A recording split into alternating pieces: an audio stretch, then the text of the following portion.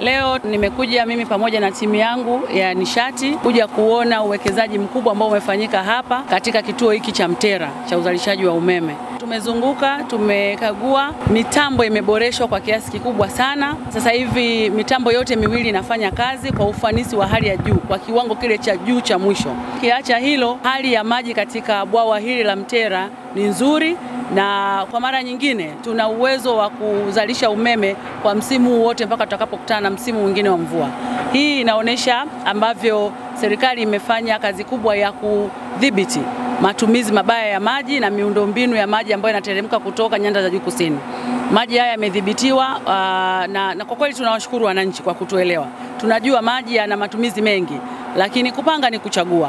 Wananchi wetu wa nyanda za juu kusini wameona umuhimu wa kutunza mito ambayo inaleta maji katika bwawa hili la Mtera, na hatimaye leo tunaweza kuwa na reserve kubwa ya maji, tunaweza kuwa na uhakika wa umeme ambao wananchi watatumia kwa ajili ya shughuli zao za kiuchumi. Katika ziara yake amejionea jinsi ambavyo kituo kinafanya kazi vizuri, kinazalisha megawati zote 80 kama ilivyo design yake. Kwa hiyo mtambo yetu yote miwili inafanya kazi kwa ubora unaotakiwa.